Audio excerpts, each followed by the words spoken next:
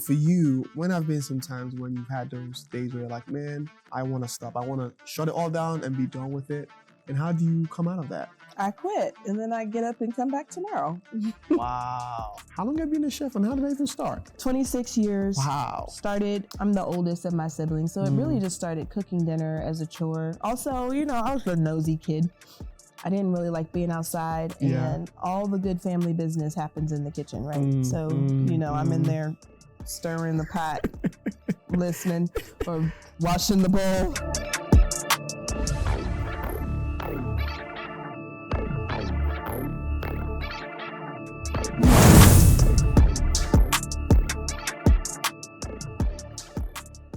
Hey, what's up, good people? Welcome to the Entrepreneur Show, a talk show that highlights up-and-coming local legends and founders who dare to take a chance on their vision, even when the odds are stacked against them. I'm your host, Zeke Wangang, and today, my guest, she has been featured on Kansas City Business Journal, Starland News, KMBC, KCUR, among many others. She is the owner of Prospect KC.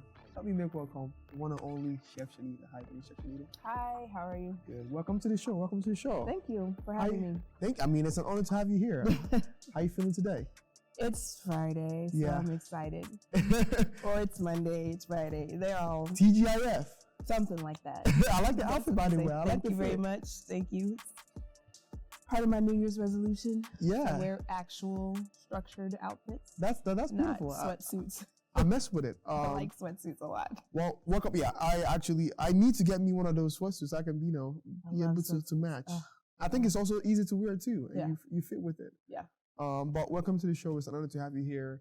I've been tracking you down, trying to get you on the show because your story is phenomenal. What you're doing for the city, I'm like, I got to get you on the show.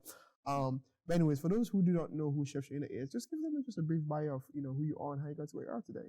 Oh gosh, 30 seconds. Chef, career entrepreneur. Right now, I'm in the middle of launching a social venture. Basically, we're a workforce development program. Yes. We focus on food access and nutritional literacy. So we're in the throes of a long construction project. Yes, you told me about that. Yeah. It's almost, I feel like my toes are tipping at the finish lines there. So okay, that's good. Pretty soon we're going to be firing up the equipment there and bringing my trainees will be bringing some amazing food and beverage to the city. Okay. So we're looking forward to that. For those who do not know what the Prospect KC is, can you explain what that is? Yeah, so we're a social venture, 501c3. Okay. We are a workforce development program. We have a whole person model. So in addition to all the career training and things that you do. Yes. We also do a very extensive barriers assessment where we're working on those things that keep people in this consistent state of training, right? Mm-hmm. And we, if you look at the statistics in the current system, people tend to jump from program to program. And our goal is to kind of assist them in reaching sustained economic mobility. Okay. On the community side, we really are, this came out of COVID. We honestly when we launched, wanted to focus on something else. Mm-hmm. But we learned in COVID that people need, one, a place to access healthy, nutritious, and affordable food other than fruits and vegetables. True. Two, in addition to giving them access to that, people need to know how to cook it, how to prepare it, and really just work on understanding the relationship to what we eat and how it affects our physical, emotional body. Mm. So that's where that nutritional literacy comes in, where we really have been working through workshops. We did a lot of Zoom workshops and going to places and talking to kids and family about food and trying to work to repair that relationship that people have.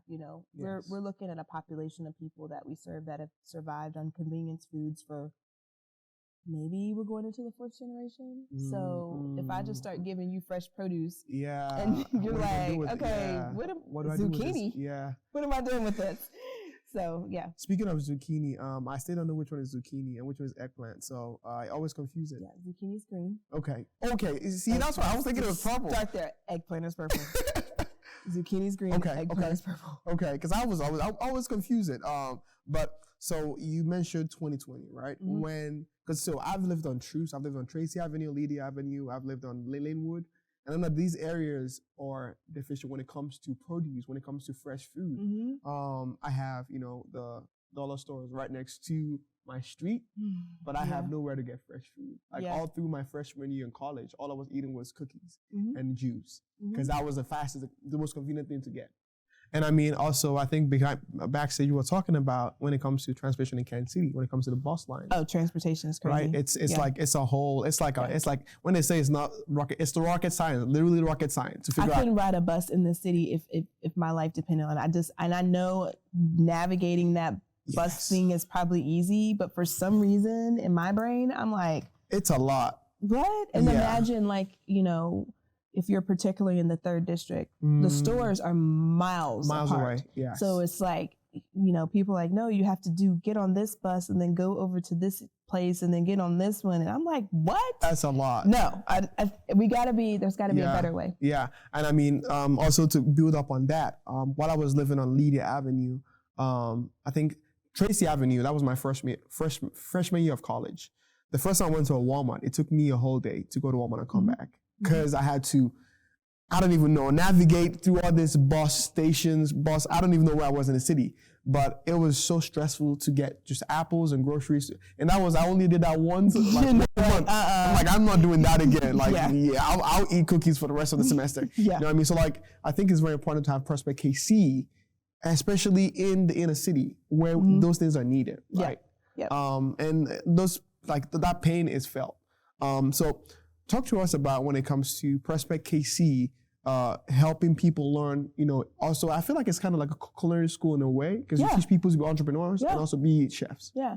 So the thing about it is that people get hung up when I say culinary training, right? And then I've been trying to shy away from that word because we start going down this rabbit hole where people are like, oh, that doesn't work here. And, a lot of times it doesn't work here is because you have non-industry people trying to train people how to be in culinary, right? It's like me. I'm decent at Canva, but I'm not a graphic designer, right? So now I'm going to take my Canva skills and go teach a graphic design class? No. That ain't going to work out. And nobody, we're going to be learning this together because I don't know what I'm doing. So it's the same thing with like culinary, right? True. The thing about it though is that there's skills that you get in food service that are very transferable to other aspects of your life and other careers, right? So what we're trying to focus on, let's not get hung up on the culinary training. Of course, there'll be students who will go on to work at other restaurants, but they might. We're just really trying to focus on that skill set that you get in hospitality, whether customer service, time management, working in a high pressure environment, but being able to keep your cool, some self-confidence, all of that. So then you can apply that in other areas of your life. So that's where I'm trying to I guess I've been fashioned as a disruptor, disrupt this current system of workforce development and approach it from a new way. And I mean, I like you mentioned the fact that the skills you learn as, in culinary or, be able to manage different orders.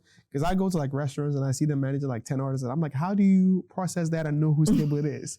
Because I have my attention span is really short. Like I would give you someone else's egg and you're like, oh, why do you order this? Yeah, when I have my kitchen brain on, it's crazy. I had another interview earlier and she forgot the question and the person cued her and then she forgot it again. But I was like, oh, the question was da da da da da da. She's like, how did you know that? I was like, because I'm just used to cycling through multiple things in the brain all at one time, especially once you get into like fine dining and like I always expoed. So that's me knowing that, you got 2 steaks, 2 chickens, 2 dot, bop, bop, bop, bop, bop, bop. That's what I'm calling. And you're like, people are like, how do you remember? I don't know. I just remember. It's like all day you got 17 this, da-da-da. Yeah. So there's a lot that goes on in the back that you guys don't even see in terms of us being able to. Yeah, I've watched one of those shows, that cooking shows. I'm like, that's a lot of numbers going around. I'll be like, nah, I'm done. I ain't working. Yeah. And when they call from the kitchen, they're like, I need an all day on that, chef. You don't have time to be like, yeah, that would be me. That would be me. Like 17. Okay, chef. They'll be like, all day. I need to know. Wow. Yeah. How do you build that skill though? Because I know that is not from like, that's you learning something over and over again. How do you build that skill though? I don't know. I just have a knack for being able to, people always say multitasking is failure, but I'm actually a pretty decent multitasker. And it's easier for me to do multiple things than to focus in on one thing. Wow. So I'm much better at multitasking. Because if I'm prepping, they'll come in the kitchen and be like, what's going on, chef? I was like, we got stock, we got gumbo, I got bacon in the oven, I got something going in the back. They're like, it's like, you need to finish measuring for the biscuits over there. I like to have it all going. at the same time. I think that it's a gift and also a skill because I don't have the attention span for it at all. Yeah. The other day I was hosting an event and the guy who was organizing who was like in our ears, like making sure that everyone is good. He was like, listen, I'm going to talk to you about something, but don't repeat it when you're talking. I'm like, there's no way on earth I'll be listening to you and say something else. Right, and you have to listen to them and not react. So keep on doing, I'm like, there's no freaking way. Like, when he said that, I was looking at him, and he's like, no, don't look at me. I'm like, what do you mean don't look at you? There's no way. Yeah. But I think it's a skill, right? Yeah, well, when you're expo, I'm in the middle, right? I've got the servers. Yes. There's my burger. I've got the people behind me. How many burgers, right? So I have to be able to, you got to be able to navigate and manage all that all at one time. So, wow. Yeah. So as you being a chef, let's actually go back a little bit. How long have you been a chef and how did that even start? 26 years. Wow. Started, I'm the oldest of my siblings, so it really just started cooking dinner as a chore. Also, you know, I was a nosy kid. I didn't really like being outside, and all the good family business happens in the kitchen, right? So, you know, I'm in there stirring the pot, listening, or washing the bowl for a long time to figure out what Aunt so-and-so had done, the cousin this, that, or the third. So, that's where all the juice is at. All the juice is in the kitchen. So if you wanted to know what was going on in your family, you do it in the kitchen. And then then it would be like, Grandma, what did you do with that? Or my mom, what was that? Picking up things. See, so was your first dish good? Because I know mine was real salty. It was. Honestly, there's been so many dishes I can't even remember. I don't even know. I have no idea. That's something one of my siblings would have to answer. If they'd be like, no, it was trash. It was trash, but we have to be good now. Yeah. Because I remember my first dish, it was salty. I was like, well, I tried. But so what made you think though that you could be a chef? Like, do you have chef around you all the time? No, or what was that? How did it come about? I mean, I'm very much a nerd, so I loved PBS. After school, coming home, watching Julia Childs, Jacques Pepin, Great Chefs of America on there. And then in 7th grade, somewhere between 7th and 8th, my parents moved way out to 151st in Schweitzer. So obviously there's lots out there now, but then there was nothing. So they got a satellite dish. And this was right around the time Food Network came online. And this was like the original Food Network. Okay. It's really designed for industry people. And so you got to see chefs from all over the world cooking and learning. And then you're like, oh, okay, this is like a career. Yes. And then, of course, researching and just trying to figure it out. And I found out that my high school had was called College Now, where you could go to community college and still be a high school student. What was that shift for you? Like, how did that shift happen? Like, no, there was no shift. My parents are entrepreneurs, so that it's in my DNA. I was never going to be someone's employee. I never saw that. Yeah. I mean, I remember being younger when I was a little kid. Like, you have faint memories of my dad having another job somewhere else, but I always remember him with the business, and I was there. Yes.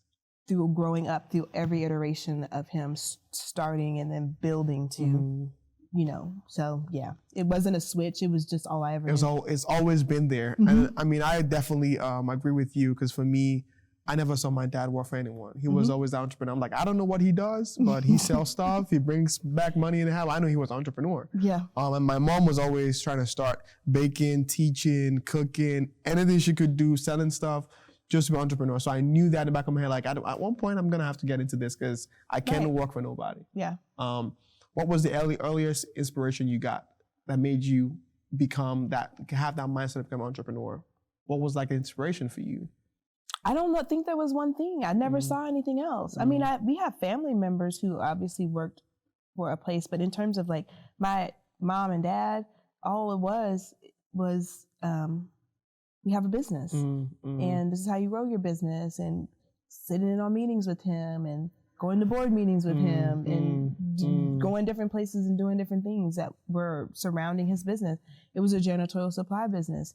I learned how to make chemicals, floor wax and window cleaner, and that. So I don't think it was ever one thing that was like, you know, of course, when you're in a chef's apprenticeship program, you have to work for someone else because you got to get your hours or whatever. But I knew that if I was going to be where I thought I wanted to be with this career, that it wasn't going to happen working at somebody else's restaurant. Yeah, yeah.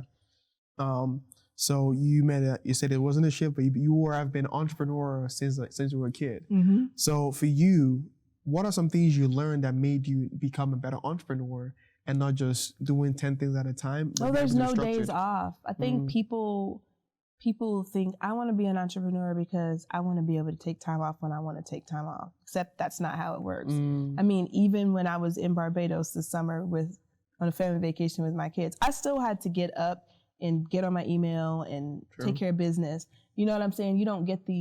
I don't get to request off and then go away from my work because you're actually not your own boss. You have bills. You now have employees and people that you are responsible for. Those are actually your boss. You know what I mean? Because you answer to them. Yeah. Well, I mean, if I'm not doing what I'm supposed to be doing as the business owner, then what are we going to say when it's time for you to get paid? Yeah. I was on vacation. Like you like, okay, and where's my check? Where's my money? Yeah. Talk about a team though, because you talk about having employees. Talk about using a team, being part of a team to build your business. Like what important is that? Yeah. It's important, but you kind of have to understand as an entrepreneur, while you want people to be as passionate and dedicated to your dream as you are, they're not. You know, this is your thing. And so those are like the moments where you have your biggest disappointments when you're just like, man, you know, they're just not all in it with me and they're not gonna be. So, you know, I never liked group work anyway in college, so this is perfect. I don't need my success to rise and fall based on somebody else's performance. I'm completely okay with it being my responsibility. Wow. So my next question comes from a perspective of just watching what you do in the community. What have been some pushbacks you've had, whether it's coming from, first of all, from the people who are coming to learn culinary or who are trying to be entrepreneurs who come on their Prospect KC? What are some pushbacks you've had? Like, man, this has been so hard for me to be able to help them understand this. Well, I think it's different from other trainings. So initially, you know, some of the young people were like, because they've experienced other things, were like, oh, this is really hard because they're being challenged and being pushed and we're actually doing work. You know, I don't see this as like performative.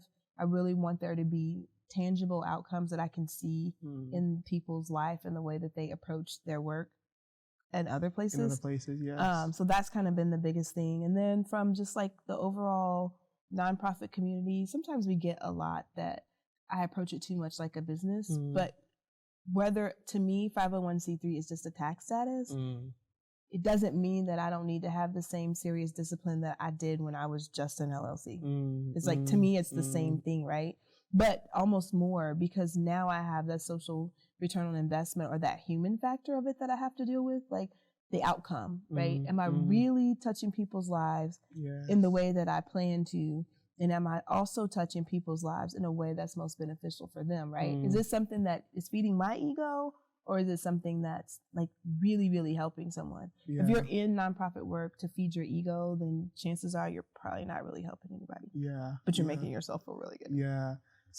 I want us to speak a little bit into that purpose, because I heard Simon Sinek talk about why most athletes, like most, you know, tennis players or fighters, why most of them actually become depressed when they actually get to that, whatever the goal is, the championship. They get there and they get like, man, this doesn't feel as I thought it would. But he says people who are in a team or people who give back, who have a purpose of like, I'm doing this because I want to give back to someone else, have long-lasting purpose and long-lasting satisfaction. Talk about you having something that gives back to other people and not just about your own ego. Yeah, I think that part of that for me is, you know, one, I didn't get here all by myself. I'm a child of an entrepreneur. And while my dad might not have given me hundreds and thousands of dollars, he did, you know, introduce me to his network. He did provide connections. He did provide financial support when necessary. So you kind of have to call that out and acknowledge it. And so for me, the thing that keeps me going, and that is responsibility, is that I also grew up in the church and my grandfather was a pastor, and he always said things like, too much is given, much is required, right? So I to acknowledge that for the most part, I've lived a pretty blessed life. Not blessed life, rather. Not without difficulty, not without challenges, but still blessed. Then it's my duty oh my gosh, just to be a good human being. True. To share those blessings and that with other people. And so I think that for me, I'm past the stage. Like I met with somebody and she was like, I'd love you to be my mentor. And I was like, I don't really want to mentor anybody. I think mentorship is great. But particularly in our community of Black and brown people, we need sponsorship. You need someone who is not afraid to allow you to build your brand and your business off of their recognition and their notoriety. And so that's kind of where I'm at with the people that I want to work with. I want to use my access to help influence in someone's life in a very tangible way, not let's meet for coffee and me give you advice on things, because again, that really makes me feel good, but is that really helping? I mean, is it really helping? Yeah, it's just, because it's more like actually walking with them than just saying, hey, here's $1, one tip, go figure it out. Yeah. Saying, I've been through this is what you need to watch out for. Yeah. So I know that as entrepreneurs, things don't always go the way we want it to go. Especially talking about you never turn it off. There's never a time to turn it off. For you, when have been some times when you've had those days where you're like, man, I want to stop. I want to shut it all down and be done with it. And how do you come out of that? I quit and then I get up and come back tomorrow. Wow. That's all. Yeah. I'll just go home and I'm like, I quit. I don't want to do this anymore. I hate this. And then I get up and I come back tomorrow. That's a different perspective. I haven't heard that one before. Sometimes you have to allow yourself to quit. You know you're not really going to quit. But you just need to allow yourself to quit. And then you get up and you come back tomorrow. See, I read this book like way back. It was like Shatter the Chatterbox. And basically the book was like, your mind always tells you how wrong it's gonna go. Just let it do its thing. Just tell it, you know what is the worst that can happen? Let it happen, right? And then your mind's like, you know what? Let's think of solutions. Yeah. Because I think that's what happens to us. We have all these things in our head, like this might go this wrong way, but then in actual sense, it doesn't happen that way. Yeah. That's kind of how I feel like when it comes to like, putting in like restarting again. I mean, I try to be as prepared as I possibly can. We're always playing this game with ourselves. If this happens, then what am I going to do? If this happens, then what am I going to do? If this happens, then what am I going to do? With all the different scenarios. And then you get in your mind when one of those scenarios comes up, you know what you're going to do and you feel prepared. But then other days, it's just a lot and you just quit and then you come back tomorrow. I mean, I wish that I could tell people that I don't ever want to quit. This last week, I have really wanted to quit. I'm not quitting. Yeah. I mean, as funny as it is, was like everyone who I've had here told me the same thing. Like literally, like it was like 2 minutes ago, I was like, yeah, I'm done with this thing, but I'm still here doing it, right? Yeah. I mean, that's me every day. Every entrepreneur I know is like the same way. Like, man, yeah, I was done with this yesterday, but I'm back here doing it again because I got to just do it. Just quit and then come back tomorrow. That's all. Definitely, I definitely resonate with that a lot. So let me ask you this: in terms of the prospect KC, what is something you learned building like a venture, social venture thing? What are some things you've learned during the way? Like, what has helped you? I think that one of the main things I've learned is that to trust my gut and my instinct. Right, I was approaching it the way that I thought I should, and then sometimes you just want to get advice and you just can't get advice from everybody. True. You just have to kind of guard your vision, because sometimes people, whether they know it or not, have like ulterior motives for the advice that they're giving you. And of course and then other people can only advise you based on their perspective, right? True. So from what they know. Yeah. You can go to a film director and ask him for guidelines for how to cook, how to make some dishes. So that doesn't really work out. No. So you just kind of have to trust your own gut and your instinct. So. So how has it been running your business in Kansas City? Has it been all easy going? What are some pushbacks you've had, some challenges you've had encountered? It hasn't been easy going. Kansas City can be cliquish. But in high school, I was the kid who navigated through different groups.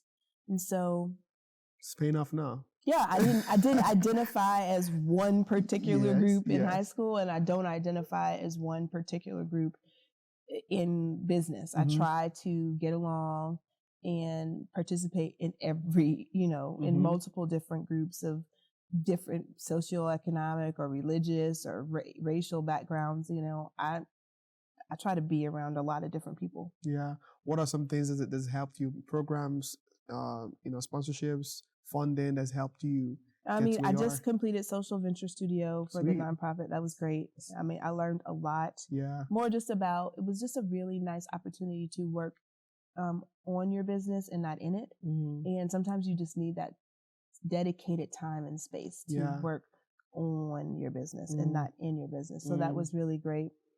There's like small groups that I still network with and do things with. So like I said, I just try to be a little bit of everywhere, meeting all kinds of people. And what would you like to see more in Kansas City? I'd like to see more collaboration. I think that particularly in the nonprofit world, they want to collaborate, but then we just kind of like get caught up in like, to me, things that don't matter. And it's like, you can just work that out.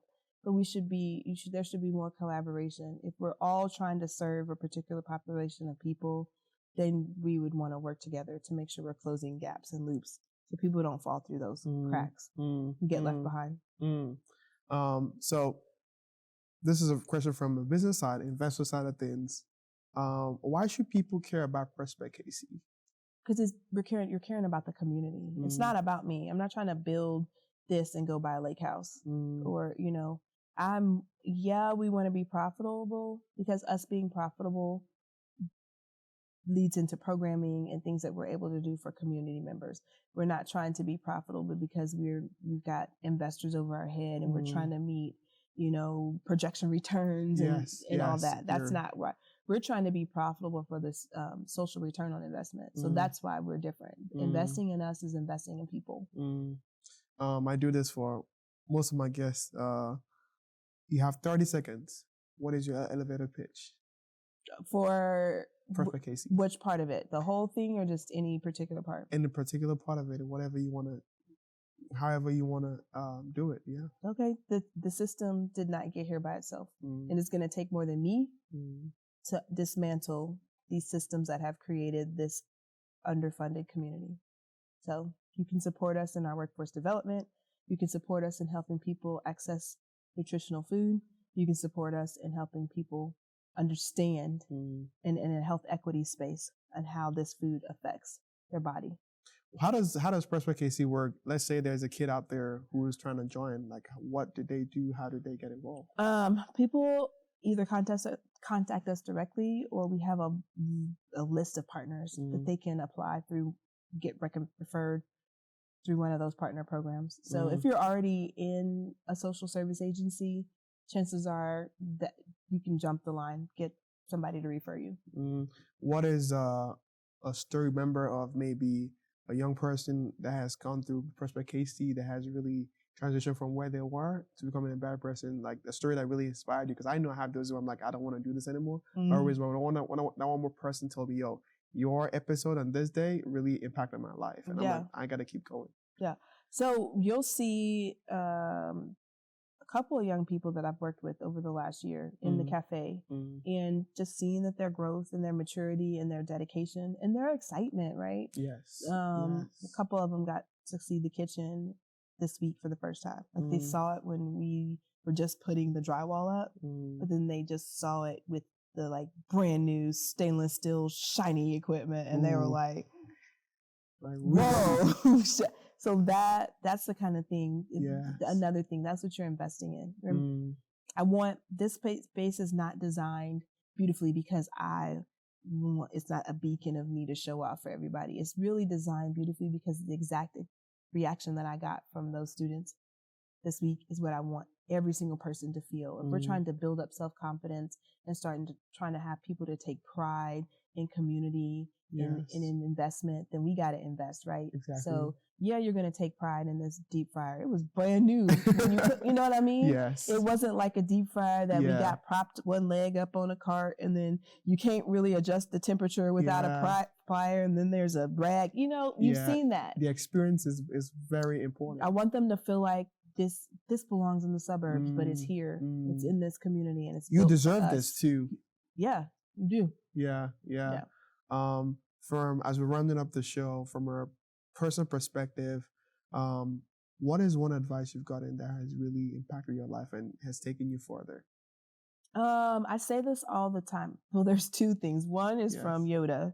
Do or no do, there is no try. Because I can't stand it when people say they're trying to do something. Either you're doing it or you're not doing it. Wow. You're not trying to do it. Wow. So either do it or don't do it. And honestly, if you don't want to do it, just say that. Just say you don't want to do it. I know. That's my toxic trait. People hate that about me. I'm so black or white. So if I said, you want to go out for dinner? You'd be like, maybe. I'd be like, okay, well, next time. Like I said, maybe. My mind heard no. No, I don't want to go. Right. You'd be like, but I said maybe. I'm like, nah, either you want to go or you don't. Go. If you said maybe, you don't want to go. You just didn't say it.